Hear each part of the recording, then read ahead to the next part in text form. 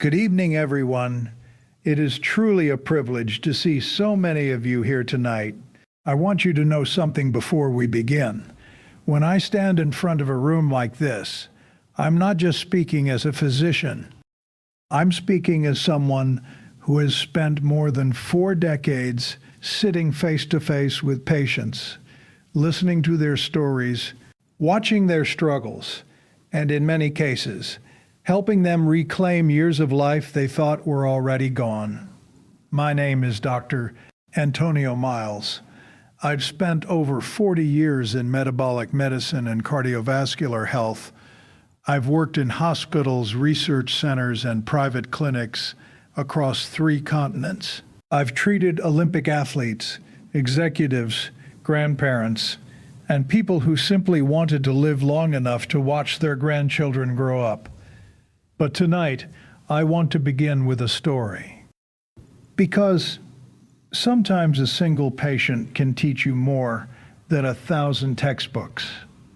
About 9 years ago, a woman came into my clinic named Margaret. Margaret was 72 years old. She had bright eyes, the kind of energy that fills a room, and she walked in holding a notebook filled with questions. Now, Margaret was what most doctors would call the perfect patient. She didn't smoke. She walked every morning. She avoided fast food. Her cholesterol numbers were acceptable. Her blood pressure was only slightly elevated. And she did something that many doctors would actually praise.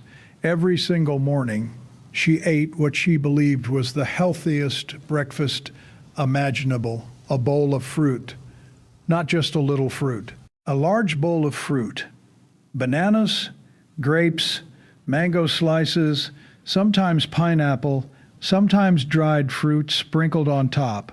She proudly told me, "Doctor, I haven't eaten eggs or bacon in years. I switched to fruit because everyone says it's the healthiest thing you can eat." Now let me ask you something. How many of you in this room believe fruit is always healthy? Raise your hands. Yes, look around. Almost every hand goes up. And that is exactly what Margaret believed. But Margaret wasn't sitting in my office because she felt wonderful. She had just survived a minor stroke. Not a massive one, but a warning stroke. A transient ischemic attack. The kind that makes a doctor sit up very straight in their chair, because when someone has one of these, the next one is often much worse. So I started looking deeper at her metabolic profile, and what I found was fascinating. Her fasting glucose was creeping upward. Her triglycerides were elevated. Her insulin levels were chronically high, and her liver enzymes suggested early fatty liver disease. Now remember, this woman wasn't eating donuts. She wasn't drinking soda. She was eating fruit, lots of fruit. And when we began adjusting just one thing in her diet, simply reducing certain fruits and changing the timing of when she ate them, something remarkable happened. Within 4 months, her insulin levels normalized. Within 6 months, her triglycerides dropped dramatically. Within 1 year, her stroke risk markers were lower than they had been in decades. And Margaret looked at me during a follow-up visit and said something that I will never forget. She said, "Doctor, no one ever told me fruit could hurt me." And that sentence stayed with me. Because tonight, we are going to talk about something that most doctors never explained clearly. We were going to talk about the surprising relationship between certain healthy fruits and stroke risk after the age of 60. Now I want to be very clear from the beginning. Fruit is not poison. Fruit is not the enemy. But the human body changes dramatically after the age of 60. Your metabolism changes, your insulin sensitivity changes, your blood vessels change, your brain's energy demands change, And certain fruits, especially when eaten in the wrong amounts, at the wrong times, or in the wrong metabolic state, can quietly increase the very risk most older adults fear most: stroke. So tonight I'm going to walk you through 7 fruits that appear incredibly healthy. Fruits you see in every supermarket, every smoothie bar, every heart-healthy cookbook. But when we look at them through the lens of real metabolic physiology, we begin to see a very different picture. We're going to talk about what happens inside your blood vessels after 60. We're going to talk about insulin, triglycerides, and something called glycation, a process that literally stiffens your arteries over time. We're going to explore the science that most medical conferences discuss, but that rarely reaches the public. And by the end of tonight, you will know exactly how to eat fruit in a way that protects your brain instead of silently stressing it. Because the goal is not fear. The goal is understanding. And understanding gives you control. So if you're ready, let's begin. Now I want you to imagine something with me. Imagine your circulatory system as the plumbing of a massive city. Miles and miles of pipes, some large, some microscopic, some carrying huge volumes of fluid, others delivering tiny droplets to individual homes. Your arteries are the major pipelines. Your veins are the return system. And your capillaries, the smallest vessels in the body, are like the delicate irrigation lines that nourish every cell. Now, when you're 25 years old, those pipes are smooth, flexible, and remarkably resilient. Blood flows effortlessly. Pressure is balanced. Oxygen delivery is efficient. But over time, things begin to change. Imagine tiny particles gradually sticking to the inside of those pipes. Imagine the inner lining becoming slightly rough, slightly inflamed, slightly narrower. Now multiply that by decades, 40 years, 50 years, 60 years, and here's where things get interesting. One of the biggest drivers of that microscopic damage is not fat. It is sugar. More specifically, repeated spikes in blood sugar and insulin. Every time blood sugar rises rapidly, a cascade of biochemical reactions begins. Glucose molecules start attaching to proteins in the bloodstream. This process is called glycation. It forms compounds known as advanced glycation end products, or AGs. And AGs are like tiny shards of glass moving through your blood vessels. They stiffen artery walls. They damage the delicate endothelial lining. They promote inflammation. And over time, they contribute to the formation of plaques that narrow blood flow to the brain. Now, here is where fruit enters the conversation. Many fruits contain high levels of fructose and glucose. When consumed occasionally and in small amounts, the body handles them beautifully. But when certain fruits are eaten frequently, in large portions, especially in people over 60, whose insulin sensitivity has declined, those sugars begin to behave very differently. Let me explain the physiology. Fructose is metabolized primarily in the liver. Unlike glucose, which every cell can use, fructose goes straight to the liver's metabolic processing center. And when large amounts arrive quickly, say from a large fruit smoothie or a bowl of grapes, the liver converts a significant portion of that fructose into triglycerides. Those triglycerides then circulate in the bloodstream, elevated. Triglycerides are one of the strongest predictors of stroke risk, not cholesterol. Triglycerides, now I want to pause here because this is critical. For decades, public health messaging has focused almost exclusively on fat. But when we examine modern metabolic disease, we see something far more complex.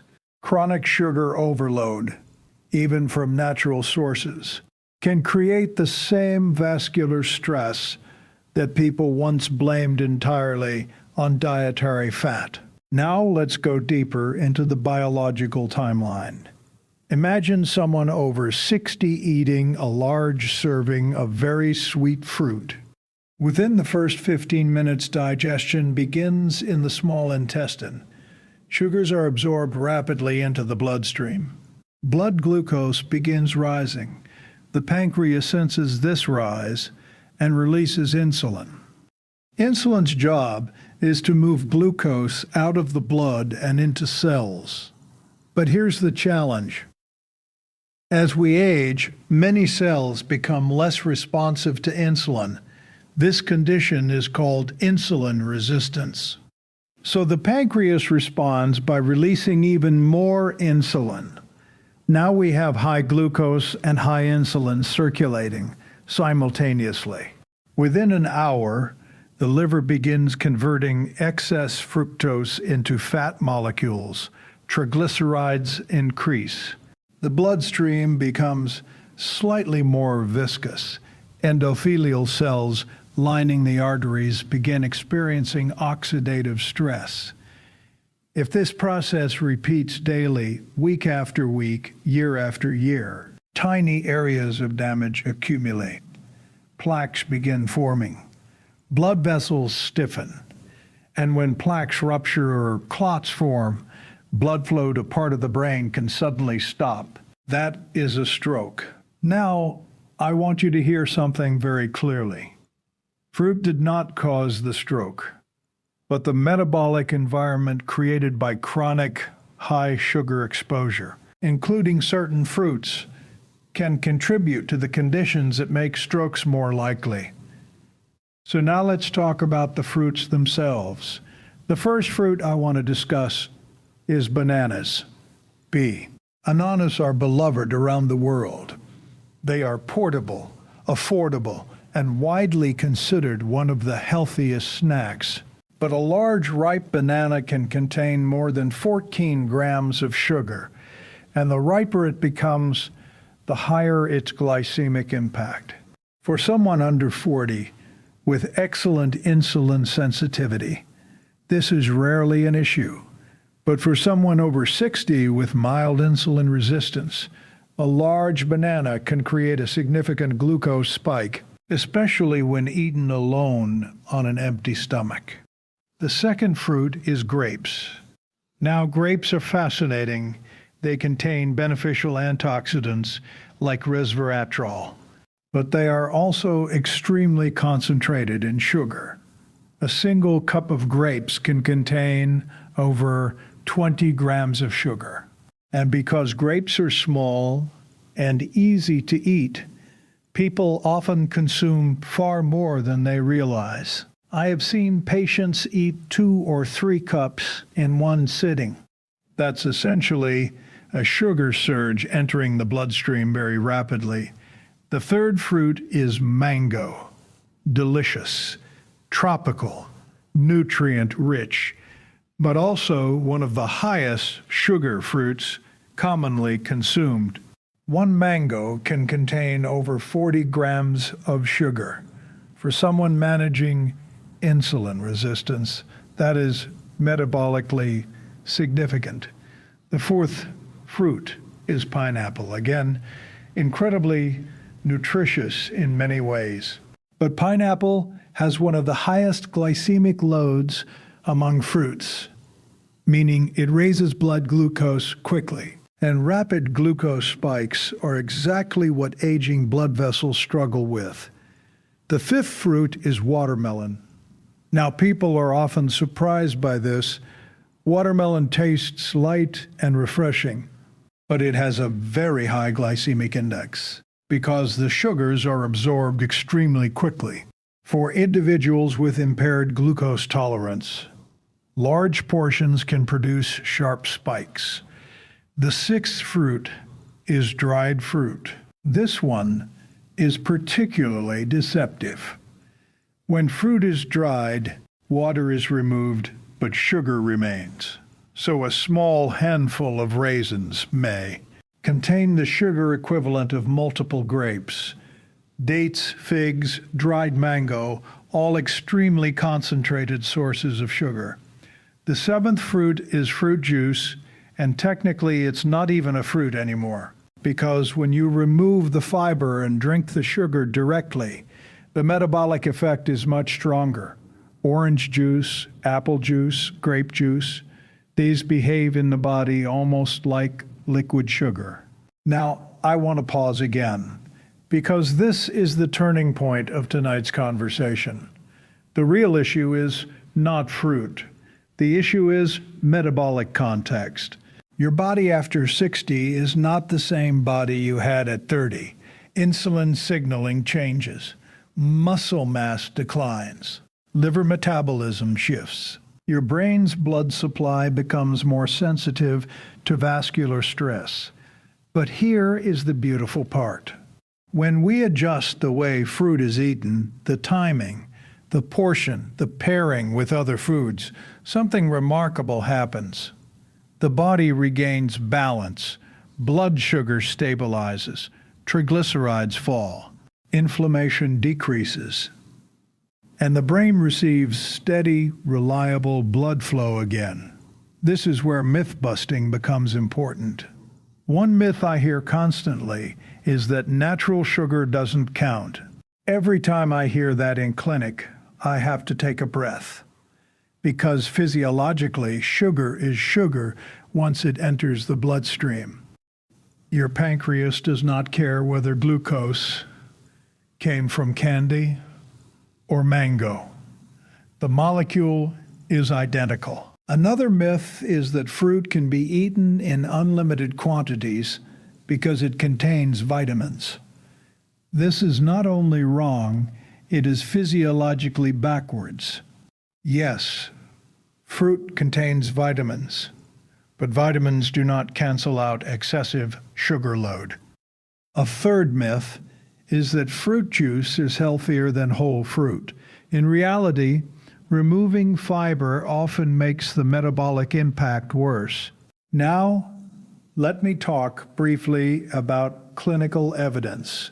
In several long-term metabolic studies, researchers observed that diets extremely high in fructose were associated with increased triglyceride production and reduced insulin sensitivity.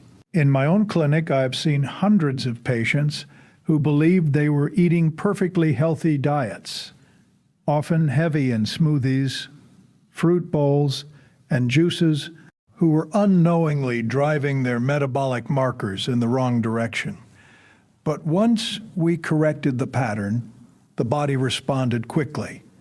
Within weeks, fasting insulin levels dropped.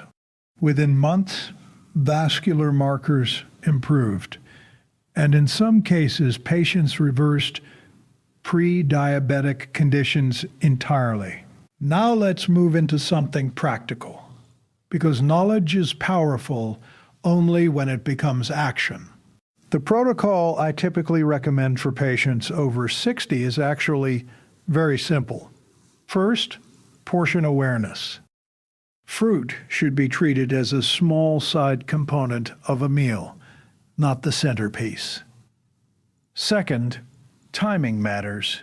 Eating fruit alongside protein or healthy fat slows sugar absorption.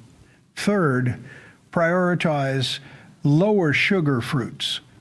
Berries, apples, pears, and citrus generally create gentler glucose responses. Fourth, avoid large fruit portions on an empty stomach in the morning. And fifth, eliminate fruit juices as a daily habit. Now, there are people who should be especially careful. Individuals with diabetes, people with fatty liver disease, anyone with high triglycerides, patients recovering from stroke or transient ischemic attack. And those taking medications that affect blood sugar regulation, for these individuals, working with a physician to personalize fruit intake is extremely important. But I want to end tonight where we began, with Margaret, after adjusting her diet, including moderating certain fruits and balancing them with protein and healthy fats. Margaret's metabolic markers improved dramatically. But something even more beautiful happened. Her energy returned. Her brain fog disappeared, and 2 years later she walked into my clinic holding a photograph. It was a picture of her hiking in the mountains with her granddaughter. She looked at me and said, "Doctor, I feel like I got my life back." And that is why conversations like this matter, because the human body is astonishingly resilient. When you give it the right signals, the right nutrients, the right balance, it begins to repair itself in ways that modern medicine still struggles to fully understand. So remember this one sentence as you leave tonight. Your body was designed to heal, but it can only do that when you stop unknowingly working against it. Thank you for being here tonight. If this conversation made you rethink the way you approach healthy foods, I would love to hear from you.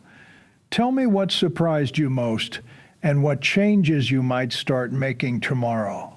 Because the smallest adjustments today can protect the brain you will rely on for the rest of your life.